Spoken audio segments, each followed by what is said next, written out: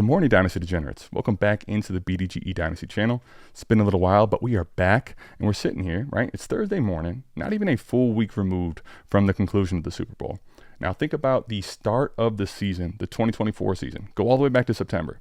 Feels like a long time ago, and truth is, there were so many different things that took place from then to now, and we think about how long the season was. It was long, but probably it was longer for some than others, depending on, what side of the fence you're on. Whether you thought that, Saquon Barkley wasn't quite the same player. Like, you want to talk about a player scoring on the goal line, Jalen Hurts is like the greatest of all time pretty much at this point. I don't know what his touchdown, like, safe floor, again, is Saquon going to run for 2,000 yards? Absolutely fucking not. Like, he's just not that runner, I don't think, in this point of his career. So, no, don't look at me like that. Don't side-eye me. I just don't think he is. Rookie year Saquon was able to break away. Saquon gets run down every time he breaks away now. Like, almost every time. Saquon, and right now, is really not the same player he was when he came in the league. Wow. He's still fun and shifty, but realistically, listen, he like doesn't really have that 70-yard touchdown upside anymore, to me, on a given play. Interesting. He gets run down often.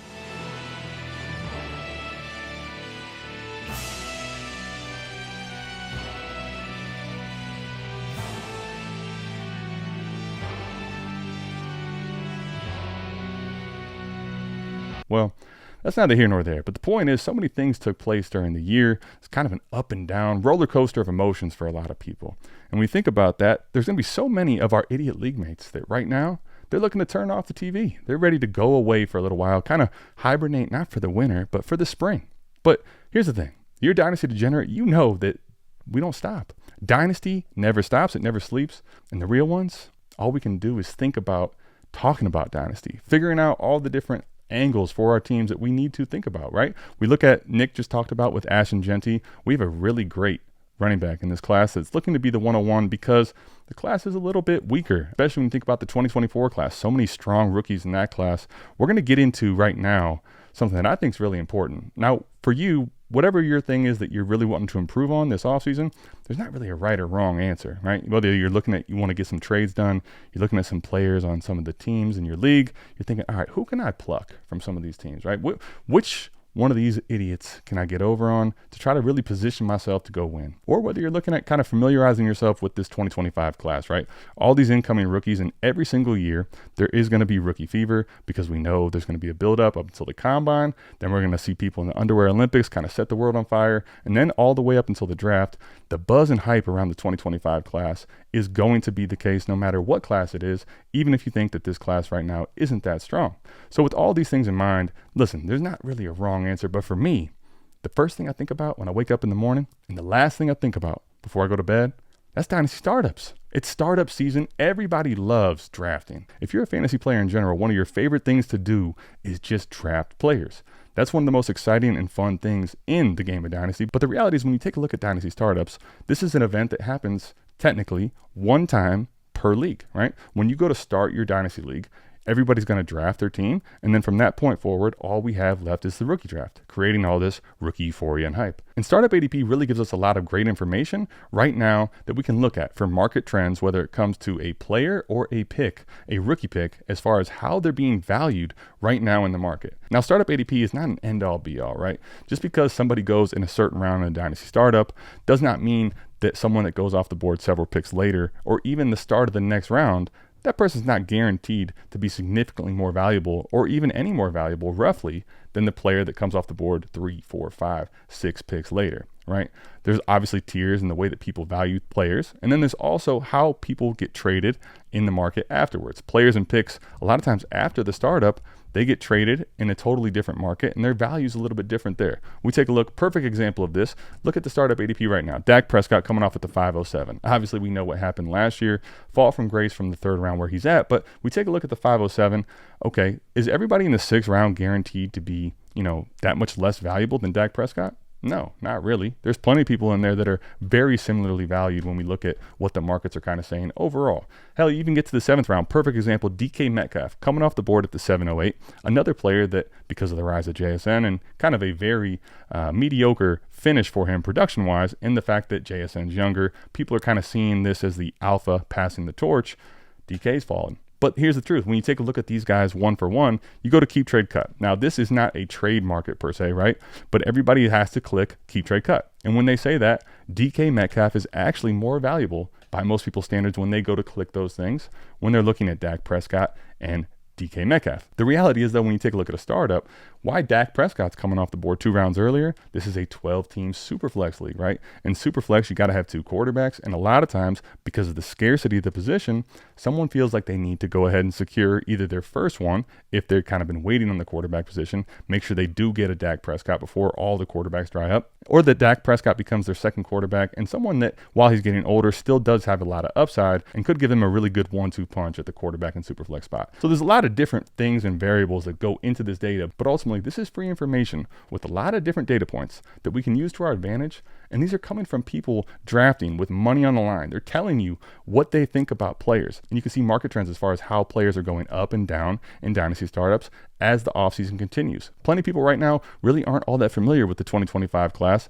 And the reality is, as time passes, we get to the combine, all these different points, the 2025 class and the players in this class will become more familiar, and then ultimately we'll feel better about where they're going to be going. And then we do get draft capital and landing spots. And that totally shakes up and changes, because familiarizing yourself with this data when you go into a startup, right?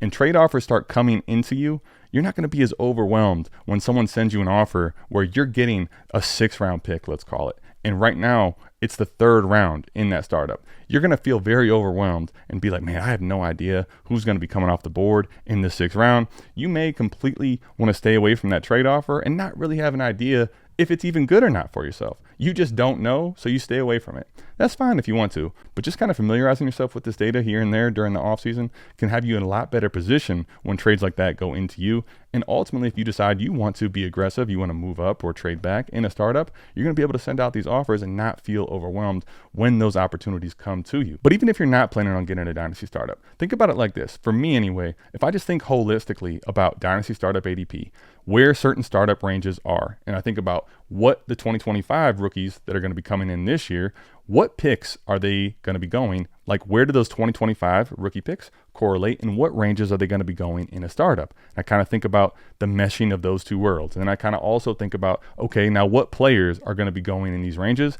At least for me, you get a lot better handle overall on player markets and values. So now, even if I'm not getting in a Dynasty startup, when I go out to send trades, I'm going to be a lot better and feel a lot more comfortable crafting up trades that I'm trying to speak to the other manager and get a trade done where he feels or she feels like they're getting a good deal, and I'm also netting what I'm trying to in the process. And also, when trade offers come in, I feel like I'm a lot better at kind of assessing where players are going and their values overall. And I'm in a lot better position to send reasonable counters if I want to try to get a deal done. Now, early on in the process, when I'm just starting to kind of dig into the Dynasty startup ADP, what are the things that I'm looking for kind of right off the top just to get my feet wet and get into this information? Well, there's basically 3 things that I think about at least early on from the ADP standpoint.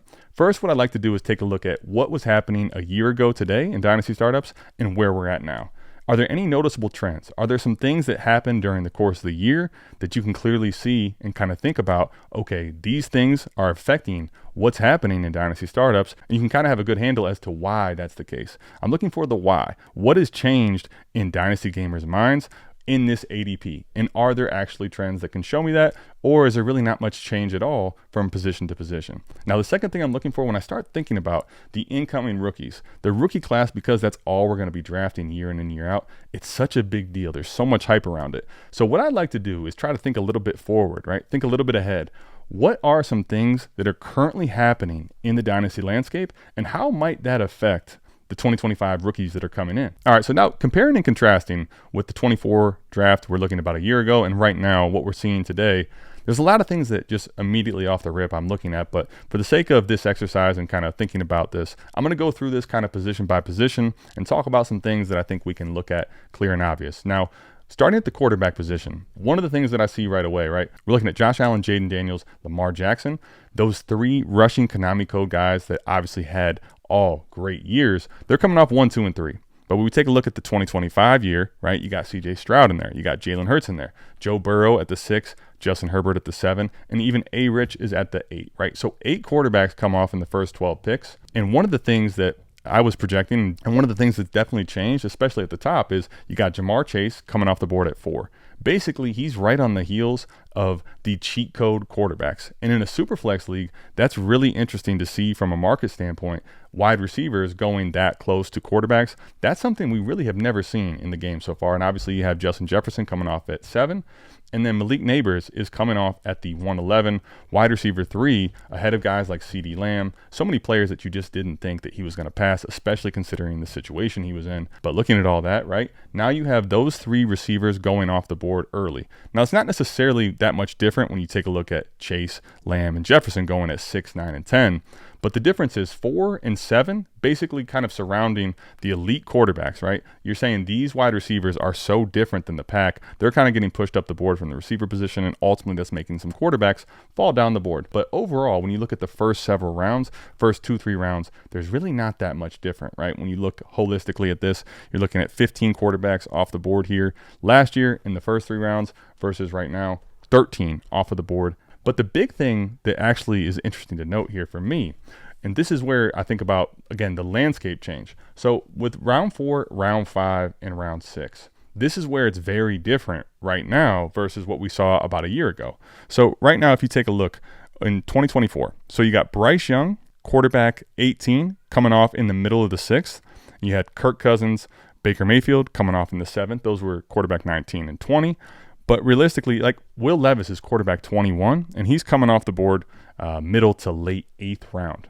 Right now, the big difference, there is such a difference in that level and that range of quarterbacks. So right now in the 5th round, you have a wave of quarterbacks between round 4 and round 5, where Bryce Young is quarterback 21. Again, that's the same as where Will Levis is a year ago. Will Levis is coming off in the middle of the late 8th. Bryce Young, with a little bit of resurgence he had late in the year, quarterback 21, that's middle of the 5th round. That's a 3-round difference. And what can you kind of think about with this? I was just thinking about in general, right now, I think it's pretty easy for me to kind of see the story here. We're looking at the 2025 class. You may not be that familiar, but let me just tell you from the quarterback position, there's essentially 2 quarterbacks, Cam Ward and Shedeur Sanders, that people really project strongly are going to be going in the 1st round. It seems to be at this point somewhat of a lock. Then we have Jackson Dart, who did really well at the Senior Bowl. We'll see if he actually can find a way to sneak in and be the 3rd quarterback in the 1st round. So unless things change in a drastic way over the next several months, we're not likely to get more than 2 or 3 quarterbacks that go in the 1st round. And we think about that, not just that relative to last year, but Shedeur Sanders and Cam Ward, these are not guys that really possess that Konami code, that rushing style quarterback. You see a guy like Jaden Daniels. Some of the quarterbacks that can do a little more with their legs, those are the ones that are really pushing up the board. And then the quarterbacks that don't really offer that, they may be really good passers, but there's not that much of a difference when we're looking at market value and overall production, realistically, for a lot of these guys. So when we think about the fact that Cam Ward and Shedeur Sanders don't possess that type of a rushing threat, and Jackson Dart, even if he becomes a 1st round pick, he also doesn't. A year ago this time, we thought pretty confidently that there were going to be at least 4 quarterbacks that would go in the 1st round in the NFL draft.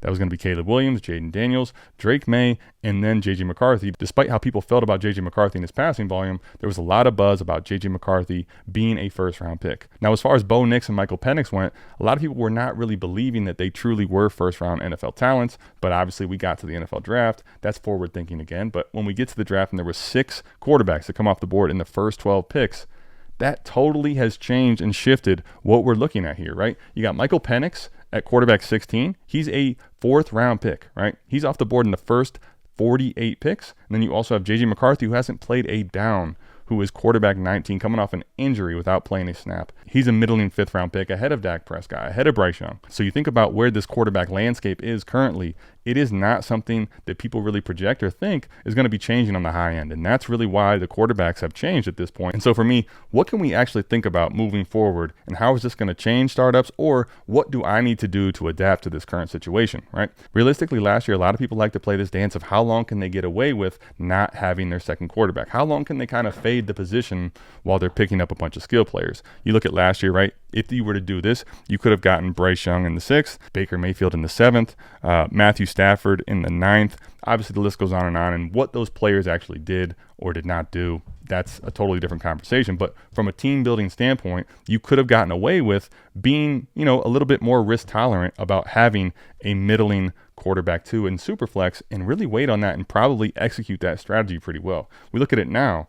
What is the big difference here? So right now, if you're somebody that has in the past faded the quarterback position, or you're comfortable kind of playing that dance, or you're comfortable kind of towing the line to see how far you can push the extremes as far as not getting a quarterback, this is where right now this year, I think you have to think about going into a startup.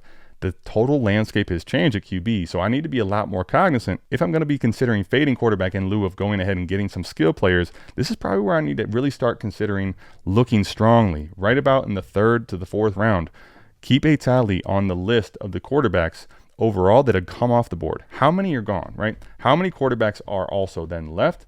And then with the list that's left, how far are you willing to go in pushing these quarterbacks down the board? Are you comfortable with 3 or 4 or 5? And if that's the case, how many picks until you're up again? And do you need to go ahead and lock down your quarterback? Obviously, another thing that really comes into mind here with the quarterback fade, if it's your super flex option, that's one thing, right? You might be a little more tolerant in getting away with the super flex option being more of a weak point for you. But if you're in the 4th round right now and you're looking at all these quarterbacks coming off the board and you haven't drafted your quarterback 1, and that's another thing to think about then, how early do you really want to make sure you secure your quarterback 1 in super flex leagues? Now, when it comes to the running back position, I think it's really interesting because overall, I think the running back position this year, 1, stayed healthy, and 2, delivered for a lot of people as far as fantasy points per game. And the production that they gave them, those were some big pieces that helped teams win titles. And when I take a look at the data, overall, there's some things that shifted a little, but by and large, the running back position, when we look a year ago to right now, it hasn't shifted all that much. Obviously, here at the top again, some of the quarterbacks coming down in the 1st round, you got both Bijan Robinson and Jahmyr Gibbs. Because they are elite points per game difference makers, their production is so high, plus they're 2 of the young studs in the game. They're going off in the 1st round now. They've crept up. Obviously, Saquon Barkley was absolutely electric this year, going to be with Philadelphia again next year. He is now crept into the 2nd round. That one is very interesting to think about because typically players that are basically 26 and older, they get into that range. Even if they produce, they typically aren't going to go up the board seismically. So that should speak to the level of production, how much he was in a difference maker. Overall, you got 5 running backs that come off the board in the first 3 rounds this year. You can take a look at last year. Jonathan Taylor, RB5. You take a look in round 4. There's 8 running backs with Achane being the RB8.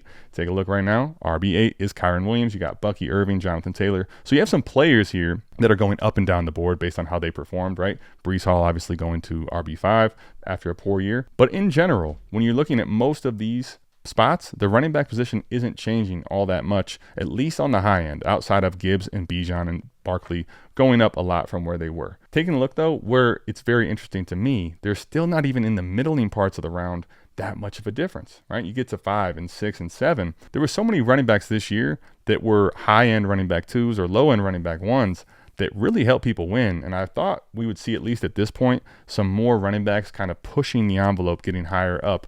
Obviously, though, the tread and the shelf life for these players is not the same. At least at the moment right now, Dynasty gamers, with what we know today, aren't necessarily pushing a lot of these running backs up the board from where they were as far as just the position in and of itself. When I think about this 25 class at the running back position, it's not only very strong at the top with Genty, but it's really deep. Basically, I'm thinking there's 6 running backs that I would be pretty shocked if they don't go by at least day 2, meaning the first 3 rounds. That's going to be Ashton Genty, that's Amarian Hampton, that's Quinshon Judkins, that's guys like Travion Henderson, both from Ohio State there. There's Scatabo, there's also Caleb Johnson, and there's also a laundry list of running backs that are kind of teetering in what is going to happen for them in the combine and what ultimately NFL scouts and execs think about these players, where they realistically, I'm thinking 7 players could also end up sneaking into that round 3 or early round 4. So overall, especially when we think about the 25 class being included in this, there's going to be a lot of running backs that end up making what we see today as, you know, the first 8 rounds seeing 20 running backs off the board. That number is going to very likely increase when we think about adding the 2025 class into the player pool. When I take a look at the wide receiver position overall across the board,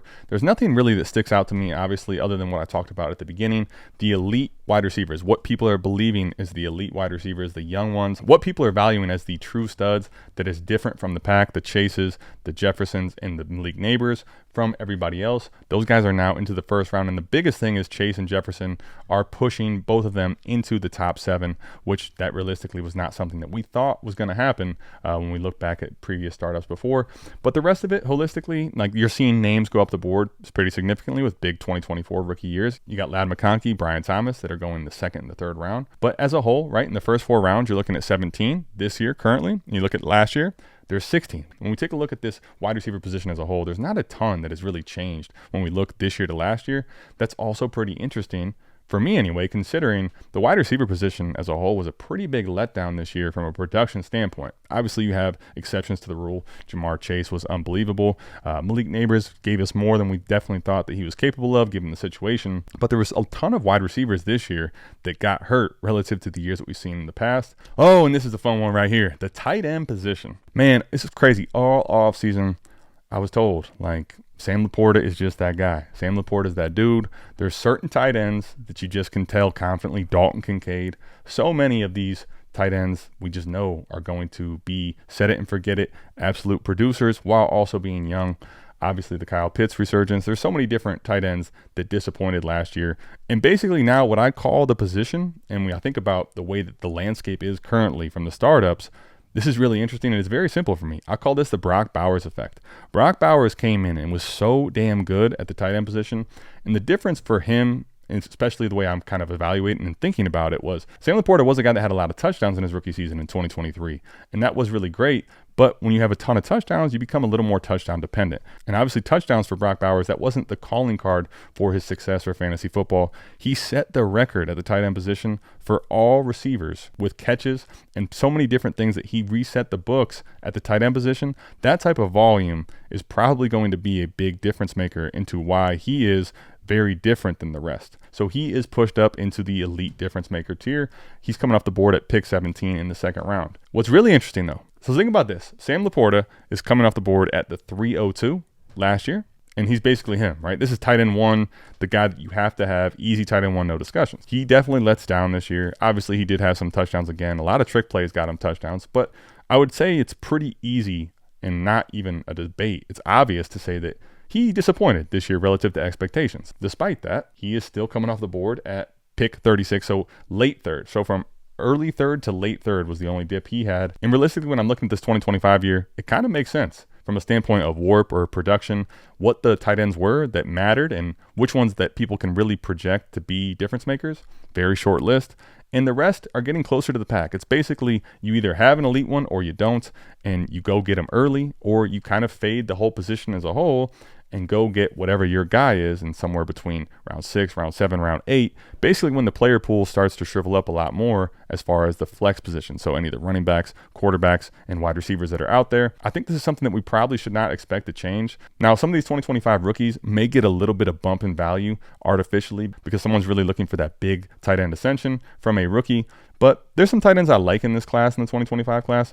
Again, it's not a strong suit for the class. These are more sleepers. And if some of the tight ends I think in this class start getting pushed up the board too far because of either the lack of depth overall at all the other positions in the class or someone chasing that unicorn tight end, that's something I'm not really interested in doing. I think this is something that we can reasonably expect to kind of stay the same. Now, the final thing I want to talk about is the big difference when we look at the draft picks that are going to be drafted in this year's startup versus last year when we look at 24 and 25.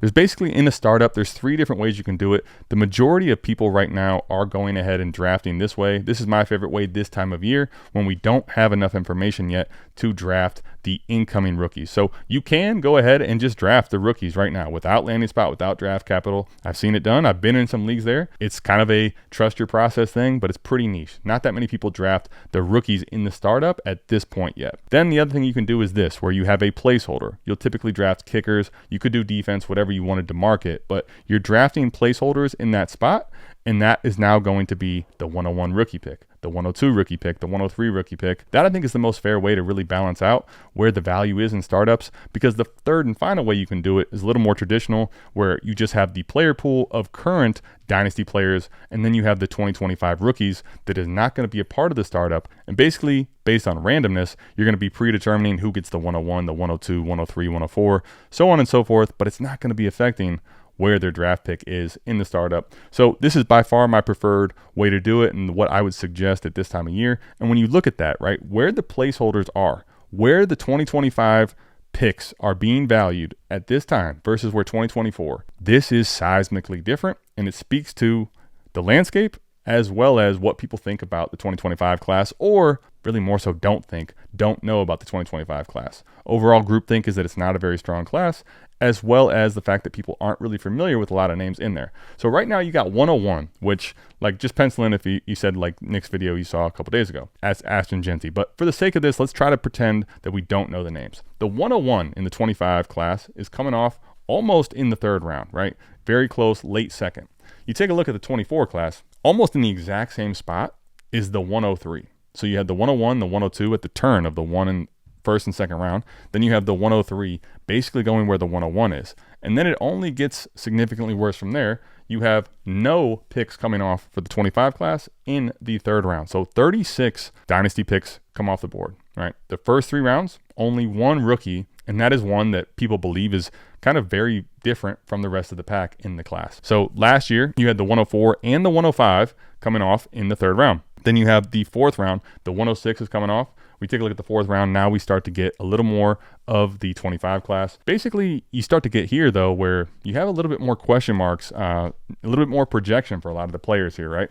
You have Bucky Irving, who's ascended pretty high at running back 6. You have, Rashee Rice coming off the injury. You have Rome Odunze, all that talent. But what will become of the Chicago Bears? Michael Penix, I talked about his value was going to get high and was going to go quicker than people thought. It was quicker than I thought. But he's in the fourth round. I like him still. I think there's a lot of talent around him, but what we saw from him in a small sample size wasn't really all that great for the production side of fantasy. Trevor Lawrence has taken quite a fall from grace. Point is now, even if you don't love the 25 class, you might want to draft a little more of the hopium, something that you haven't seen fail, versus a lot of these players, there's a little bit more of a iffy feel around their value and names. So the 104 comes off and the 105 comes off in the fifth round. In the fifth round last year, only the 107. Eventually, it starts to correct itself, right? Or get closer to what we would see typically in the draft, or the mean, where we get down to the 9th round, and now you're starting to see the early seconds in that class are getting very close to what we saw last year. Last year, in this time in January and February, you're looking at the 112 and the 201 coming off in the 8th round. Right now, in this class, you're looking at the 110 coming off in the 8th. But by the time we get to the 9th, right, you got the 111, the 112, and the 201 all coming off in the 9th, whereas the 202 came off in the 9th last year. So you're basically back to where the second round and the early part of the second round really isn't valued any differently today, currently, in startup ADP, because at that point it's even further the discussion I talked about in the 5th round, where there's a lot of cloudiness around a lot of the names from players currently in this landscape, where these early second round picks, even if you don't necessarily know the name, you can think that the running back class is deep. And at that point, maybe because you think the running back class is deep, you're starting to look at a lot of the names. You're going to be drafting an older running back. So now you start drafting the second round picks.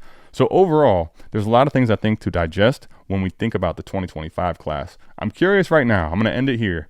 What are your thoughts on the 2025 class going at this point? Do you think the 2025 class is kind of trash and you think this is appropriate? Do you think they should be even free falling further? Do you think they have farther to fall? Or do you think that some of these first round picks that are going down the board significantly further than last year's class are somewhat of a value? Let me know what you think about all that down in the comments. So next week, I'm going to be doing 2 different videos. Let me know down in the comments what you'd like to see for one of the videos, whatever type of different strategy concept you'd like to talk about, or anything really. Anything on the game of Dynasty you prefer me to speak on, I will be looking at the comments to get one of the ideas. Let the people have a little bit of jurisdiction. Tell me what you want to see for the other video. I'm going to be talking about the 2025 class. I'm going to dig into this data a little bit deeper, comparing the 2025 class, the rookie picks, and kind of the values, what we can think about projecting this 2025 class, even though it does look weaker relative to 23 and 22 and 2021. Kind of get some information from that standpoint. So let me know down in the comments what you'd like to see as the other one of the videos. And I'll see you back here next week on the BDGE Dynasty channel, talking all different types of strategy concepts this offseason. Love y'all. I'm out of this thing. Peace.